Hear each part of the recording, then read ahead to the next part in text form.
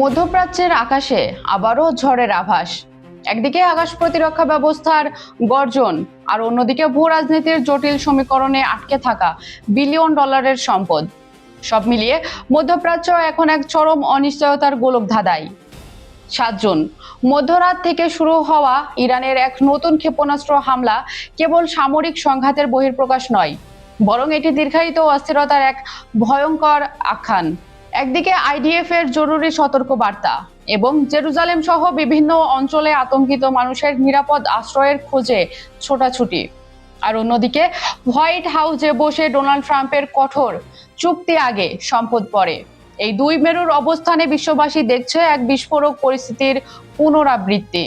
একদিকে আয়াতুল্লাহ মোস্তফা খামেনির নেতৃত্বাধীন ইরানের আস্থার সংকট ও প্রতিশোধের নেশা, আর অন্যদিকে লেবাননের রণাঙ্গনে ইসরায়েলের আগ্রাসন ও ইরানের বন্দরগুলোতে মার্কিন নৌ অবরোধ। সব মিলে আঞ্চলিক শান্তি এখন কেবল কাগজে কলমে সীমাবদ্ধ। এই অস্থির সময় কি একটি বড় যুদ্ধের সামলাতে পাকাচ্ছে, নাকি কূটনীতির সর্বশেষ প্রচেষ্টায় কোনো সমাধান লুকিয়ে আছে? চলুন জেনে নেওয়া যাক মধ্যপ্রাচ্যের এই উত্তপ্ত পরিস্থিতির সর্বশেষ সমীকরণ।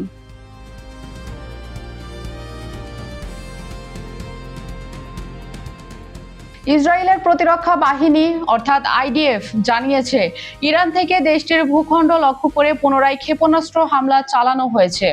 ৭ জুন ২০২৬ তারিখে জেরুজালেম সহ ইসরায়েলের বিভিন্ন এলাকায় আকাশপথে আলোর রেখা দেখা যায়, যা এই হামলার তীব্রতা নির্দেশ করে।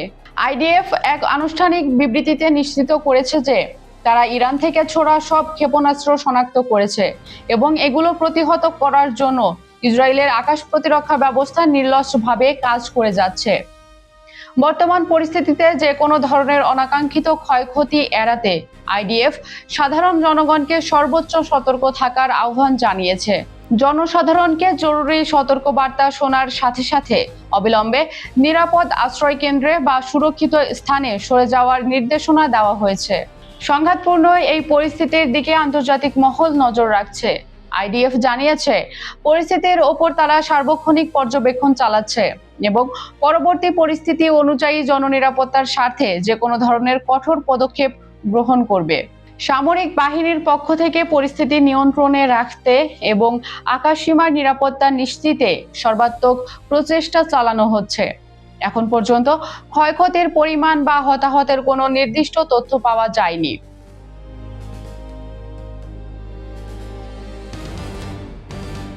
মার্কিন প্রেসিডেন্ট ডোনাল্ড ট্রাম্প স্পষ্ট জানিয়েছেন যে ইরান মার্কিন ও ইসরায়েলি যুদ্ধের সমাপ্তি ঘটাতে চূড়ান্ত যুদ্ধবিরতি চুক্তি না হওয়া পর্যন্ত ইরানের জব্দ করা বিলিয়ন বিলিয়ন ডলারের সম্পদ অবমুক্ত করা হবে না।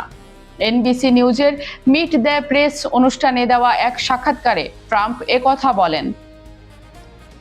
চুক্তির শর্ত ও ট্রাম্পের অবস্থান। ট্রাম্পের ভাষ্য অনুযায়ী ইরানের সম্পদ অবমুক্ত করার বিষয়টি তখনই আসবে যখন একটি কার্যকর ও দীর্ঘস্থায়ী চুক্তি স্বাক্ষরিত হবে। তিনি বলেন, যদি তারা ভালো আচরণ করে এবং ভালো কিছু করে তবেই আমরা আলোচনার কথা চিন্তা করব। ট্রাম্প সতর্ক করে দিয়ে আরো বলেন, চুক্তির খুব কাছাকাছি তারা পৌঁছেছেন, অন্যথায় সামরিক শক্তি প্রয়োগের হুঁশিয়ারিও দিয়েছেন তিনি। ইরানের দৃষ্টিভঙ্গি ও আস্থার সংকট। অন্যদিকে ইরান সরকার সম্পদ অবমুক্তের বিষয়টিকে উভয় পক্ষের মধ্যে আস্থার পরীক্ষা হিসেবে দেখছে। ইরানের সামরিক উপদেষ্টা মোহসেন রেজাই জানিয়েছেন, আলোচনার বর্তমান অবস্থা বেশ জটিল। ইরানের দাবি অনুযায়ী তারা যুদ্ধবিরতির চুক্তির অংশ হিসেবে 12 থেকে 24 বিলিয়ন ডলারের জব্দ সম্পদ ফেরত চাইছে। তাদের প্রস্তাব ছিল চুক্তি স্বাক্ষরের সময় অর্ধেক এবং পরবর্তীতে বাকি অর্ধেক অর্থ ছাড় করা হবে। তবে মার্কিন কঠোর অবস্থানের কারণে এই আলোচনা প্রায় স্থবির হয়ে পড়েছে বলে মনে করছেন সংশ্লিষ্টরা। যুদ্ধের বর্তমান প্রেক্ষাপট। উল্লেখ্য, গত 28 ফেব্রুয়ারি থেকে যুক্তরাষ্ট্র ও ইসরায়েলের যৌথ অভিযানের পর পরিস্থিতি জটিল আকার ধারণ করে। দীর্ঘ সংঘাতের পর গত 8 এপ্রিল থেকে যুদ্ধবিরতি মোটামুটি কার্যকর থাকলেও উভয় পক্ষ মাঝে মধ্যেই পাল্টাপাল্টি হামলা চালাচ্ছে। বর্তমান ইরানের সর্বোচ্চ নেতা আয়াতুল্লাহ মোস্তফা খামেনি, যিনি তার বাবার মৃত্যুর পর দায়িত্ব গ্রহণ করেন, সার্বজনীনভাবে আত্মগোপনে থাকায় ট্রাম্প তার অবস্থান সম্পর্কে জানেন বলেও দাবি করছেন। লেবানন ও আঞ্চলিক উত্তেজনা। লেবাননে প্রতিরোধ যোদ্ধাদের বিরুদ্ধে ইসরায়েলি হামলা এবং ইরানের বন্দরগুলোতে মার্কিন নৌ অবরোধ পরিস্থিতিকে আরও জটিল করে তুলেছে। ট্রাম্প প্রশাসন লেবাননের চলমান উত্তেজনার জন্য সরাসরি প্রতিরোধ যোদ্ধাদের দায়ী করছে। ইরানের পার্লামেন্ট স্পিকার মোহাম্মদ বাঘের গলিবাফ সতর্ক করেছেন যে লেবাননে ইসরায়েলি হামলা এবং বন্দর অবরোধ অব্যাহত থাকলে ইরান কঠোর প্রতিশোধ নিতে পারে। বারুদের গন্ধে ভারী হয়ে আছে মধ্যপ্রাচ্যের বাতাস।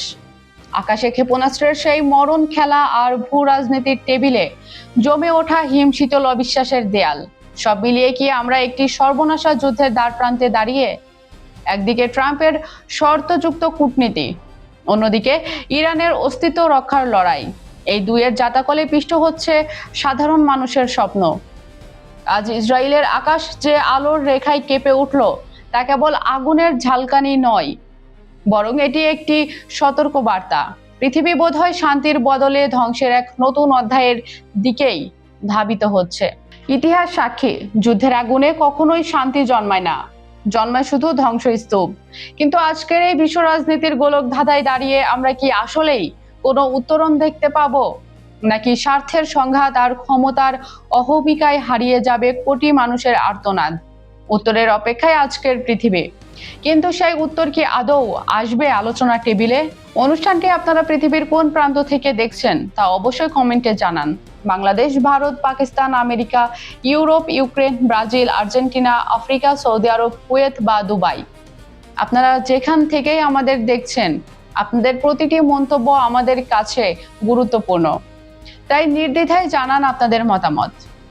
সাবস্ক্রাইব করুন চ্যানেলটি, কারণ আন্তর্জাতিক রাজনীতির এমন উত্তপ্ত ও সংবেদনশীল খবরের চুলচেরা বিশ্লেষণ এবং সর্বশেষ আপডেট পেতে আমরাই আপনার একমাত্র নির্ভরযোগ্য মাধ্যম। বিজ্ঞাপন ও প্রমোশনের জন্য ডেসক্রিপশনে দেওয়া নাম্বারে যোগাযোগ করতে পারেন। আজ এ পর্যন্তই। পৃথিবীর আকাশ থেকে যুদ্ধ ও আতঙ্ক দূর হোক, এই প্রত্যাশায় বিদায় নিচ্ছে। ততক্ষণ পর্যন্ত ভালো থাকুন, নিরাপদ থাকুন। আল্লাহ হাফিজ।